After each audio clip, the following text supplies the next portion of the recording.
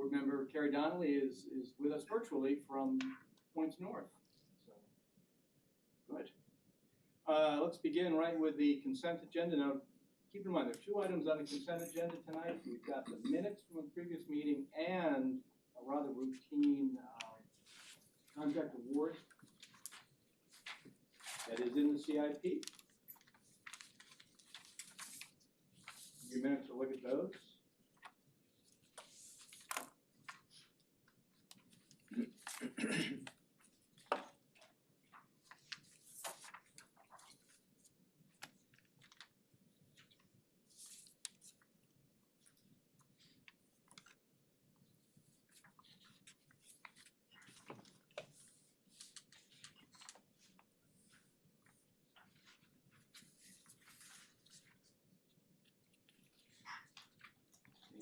Any discussion on the consent agenda? Mr. Dickinson.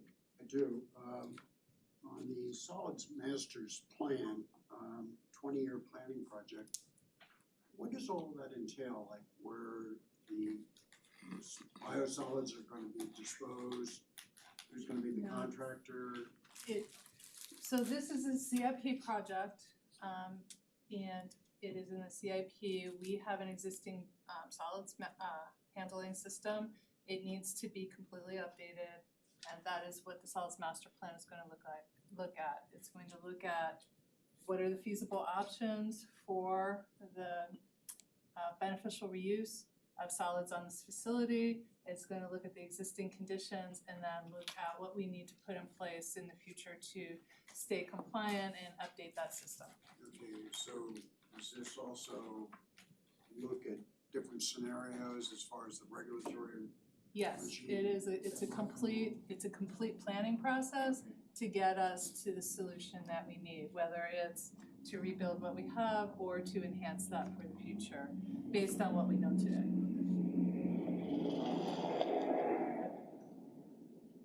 Mr. Chairman? Yes, Mr. Donnelly. Just a couple of questions on the item that Mr. Dickinson pulled off the consent calendar. How long is phase one? I heard him. How long is phase one? Off the top of This authorization is for phase one of the project, not to exceed 1.1 million. correct. Off the top of my head, yeah, off the top of my head, I don't recall. I'll have to get you a good answer. I'll have to get back to you. I believe it's 12 to 18 months, but I want to verify that.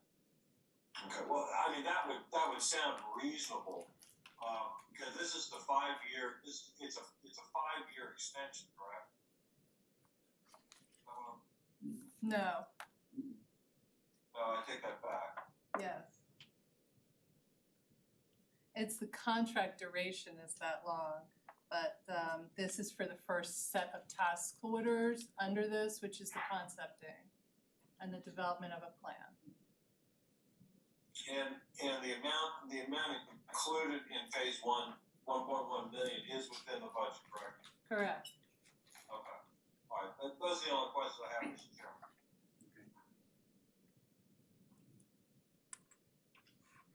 Any further discussion? Just for background, it appears on page 101 of the budget, the CIP, so it's in there. Okay.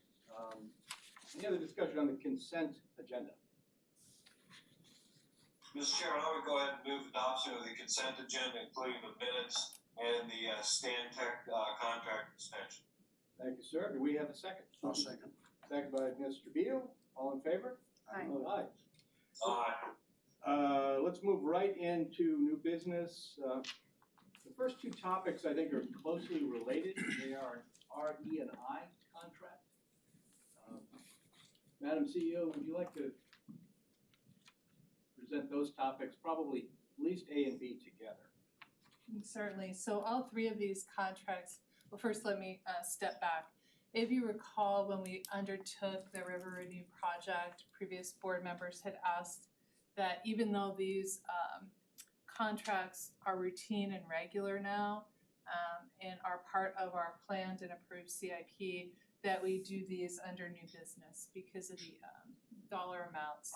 So that's why these are not part of the consent agenda that you just previously approved. That said, what we have here are contracts that support the planning, design, oversight, and basic execution of the Trailer Shade Joint Venture RiverRenew tunnel project cost. So we have had the RE&I and we've had the owner's advisor on board since 2017, 2018, when we first started this program, helping us design what we needed to do. And then the RE&I did the construction services both for the 3 projects on the facility, and now that continues to the tunnel project with Trailer Shay. What we're asking for here each year, or each series of years, we have to come and get the approval for each annual budget. With the EPC contract, with the RE&I contract, the date of the contract is different than our fiscal year. And so the first one is a no-cost change to get us through, to make the change to the contract to get us through to the end of the fiscal year for FY 2023, which then allows us to approve a full year's worth of budget in the second memo. And then the third memo is the same type of thing, where we're approving the budget for Brown and Caldwell for the year. All of these budgeted amounts are within the CIP as part of the RiverRenew project. And it's a continuation of the services that are already underway and have been successfully provided to date. Any questions from the board?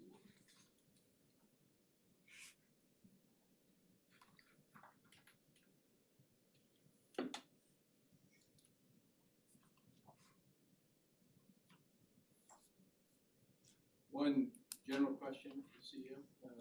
As we now negotiate some of these prices and costs, are we seeing the impact of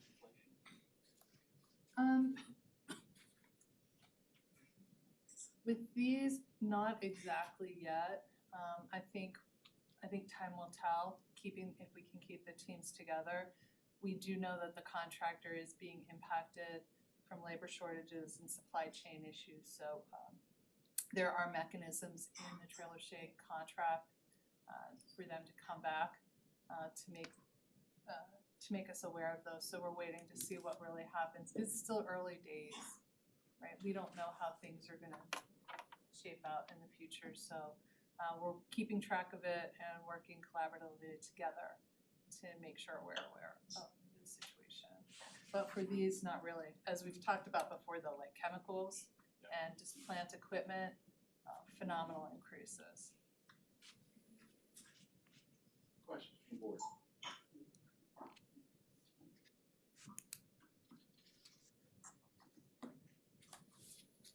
Counselor, should we handle these one at a time, or?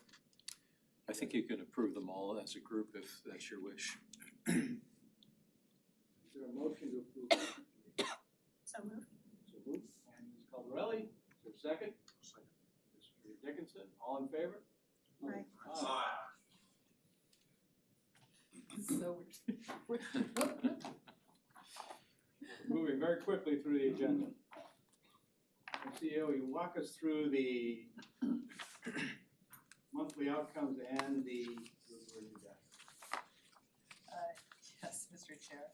So you have the CEO report. I don't have anything at this time to add to that, but I'm happy to answer any questions. Following that, we have the RiverRenew dashboard. You can see that we continue at the bottom of page 1 to note any significant delays or potential delays, things that we are working through to try to keep on schedule. All of these have some kind of mitigation that we work with the Trailer Shade team to come up with. The TBM, I am happy to say, apparently, from the little video clip, her boat has arrived in Norfolk. So if you see our Twitter feed, it is on Twitter, right? You can see where the boat has landed, or the ship has landed in Norfolk. And hopefully we'll get some video feeds of them pulling off some of her little bit. So our ship has come in. Our ship has come in. Our ship has come in. Very happy. On the second page, we have the project status, bit by bit. Happy to try to answer any questions. The 6-month look ahead, I will let you know that, or focus your attention on the community outreach box. There is a lot going on. The week of July 11th, there's something literally every night. Either a community outreach session. On that Wednesday, we have a council board work group, and then a community outreach session at the facility. Don't forget, Thursday is our welcoming reception for our tunnel boring machine. It is very low key, so, but I do ask that you all wear closed-toe shoes. Because we will be on the I don't know what I'll do for you. We will be on the construction site, and it's very constrained, but we'll have just a little bit of some talking points. We'll unveil her name, and then there'll be a lot of just opportunities to take photos with her. Hopefully by then the shaft will be built and we'll have a little platform that you can look out over it. So I encourage you to, if you can make the time, I know it's during a work day, but if you can make your time, it'll be great to see it. We will have the council board work group, I think it's from 5 to 6:30 the night before. I don't know if we'll have time to go over there, but if we do, we can make that happen too. And then most of the work is still tracking pretty good. Going forward, you can see on page 5, the costs are, money is being spent very quickly, and the costs are moving along the way that we had tracked them. And then if there's any questions on the outreach pieces, just let me know. And you can see that they've started work on the slurry walls over at Outfall 002. And if you go across the Woodrow Wilson Bridge, you can see the cranes. So it's really kind of cool. Mr. Chairman? Yes, Mr. Fowler. I'm again still sort of new to the board, and I would appreciate if Karen, if you could give me and maybe the other board members could be as soon as possible, sort of just a 5-minute or 5-second overview of the community meetings that are coming up, particularly the listening sessions. What happens? Where are they? And what's the expectation? And please use your outdoor voice. Okay. That's better. Certainly. So the community listening sessions are where we invite the public in, they're noticed, and each one is held at each of the 4 locations. So I'm trying to see where I have it broken out. So there'll be 4 of them. One will be at Outfall 001, Pendleton Street. There'll be one the next day at Outfall 002 or Royal Street. There's one at Duke Street at 3 and 4, and there's one here at the plant. We'll have poster boards, we'll have the engineers, we'll have the contractors at each of these sites, and we'll walk through what currently is going on and what can be anticipated to be there, and just basically be available to explain the work that these folks are gonna see, the truck traffic, and answer any general questions they may have. So it's just more of a, I don't wanna say it's a meet and greet, but it's much deeper than that, where the public can come in, and where we can, they can get a visual of what's going on at the site. We can explain if there's large equipment there, what it is, give it a name, and just have them understand what we've done. It's very similar to where we had the meet in the street and some other community outreach sessions back with the EA, and when we started this program a couple years ago. The same kind of thing. And are they held during are they held at a particular location, particular time, or is it sort of an ongoing? No, it's, each one is held, each day has a specific date. And I'm trying to see if we've got that listed out. So on page 6, yeah, Yeah, I see the dates, but We- location and time. So Pendleton Street is Alpha 001, so that's the location. Oh, okay. It's at the construction site. That's And so that's July 11th, what is it, 6 to 8? 6:30 to 8:30. From, all of them are from 6:30 to 8:30. So July 11th, you'll be at Pendleton Street. July 12th, you'll be at Royal Street from 6:30 to 8:30, right by Well, St. I Mary's. tell you what, rather than, if you could just put out a summary about when they're happening and where they're happening and what times. Yes, I will, I would like to personally sort of attend some, because I think I can word a fair amount of information. I will email you Send with it the out. listing That'd be fine. and the time. Yeah. Yeah, and I would just point you to the dashboard on page 6, under community meetings. Everything's there except the time. They all start at 6:30. And location. Yeah, and locations. Okay,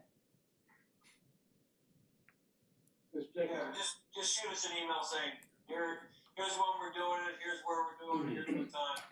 And then, because I'd like to attend a couple of them. and the absolutely. The closed-toe shoe thing, is that relevant for these or no?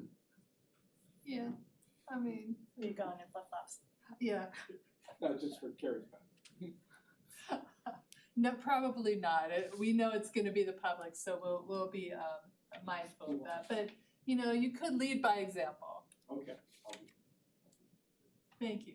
Mr. Dickinson, Yeah, congratulations. So I understand you were successful in getting $40 million from the state. So That well is done. correct, yes. The other's a question. The Army Corps of Engineers recently came out with an environmental assessment looking at what their ideas are for remediating a big storm on the Potomac River. And I couldn't see much of it on their website, but they had these barrier walls down at Bellhaven and up by the Arlington wastewater treatment plant. But I didn't understand much more than that. I mean, how are we impacted? From that study, no, that doesn't, that isn't relevant to what we are. I think that is a study that has to do with Bellhaven and some of the issues that they had several years ago when the Huntington area, I'm looking at Shram. Flooded, yeah. Yes, I don't know much about it frankly, but it's a proposal by the Corps. Apparently, there's a lot of public opposition to the proposal. So we don't really know where it's gonna go. The Corps is most likely gonna say, you don't want it, we're not gonna touch it. So put it on Fairfax County to deal with it. I was at the public hearing down the Parkway. There was, you're right, there's a huge amount of opposition. And the important thing is the Army Corps does not have a local partner to build with. And the Corps can only build when there's a cost-sharing arrangement, and it doesn't look like they have a cost-sharing partner. Very, very preliminary. Okay. But But it doesn't, I was struck by the same thing. Walls around Arlington's plant, not ours. it's different and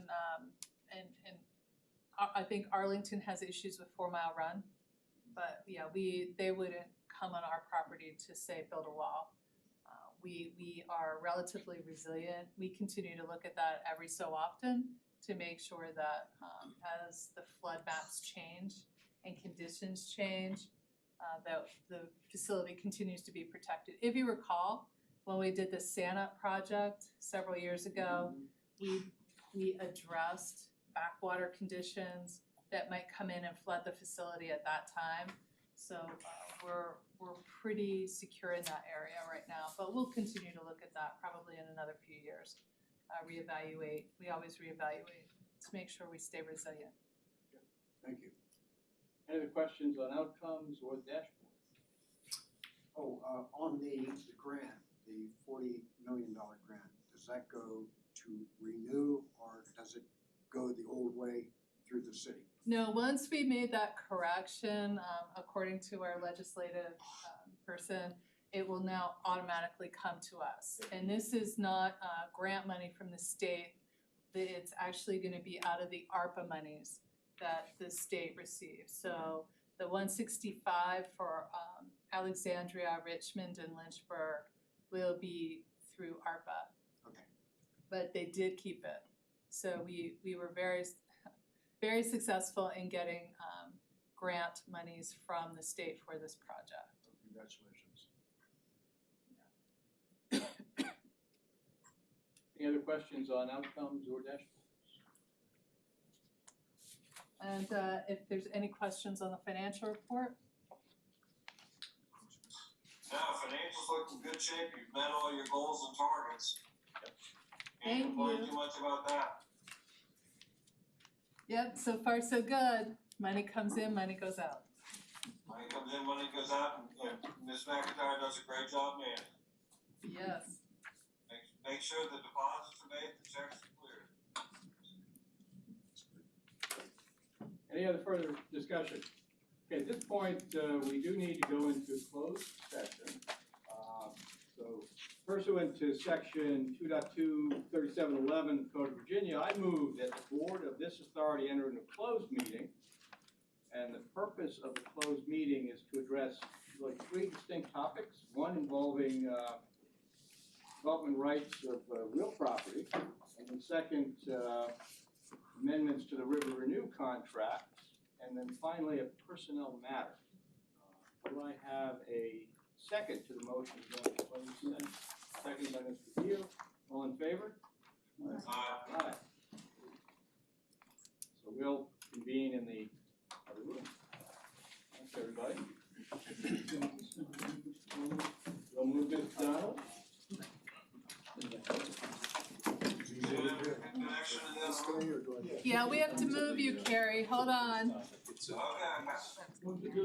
First topic. I want you to try to move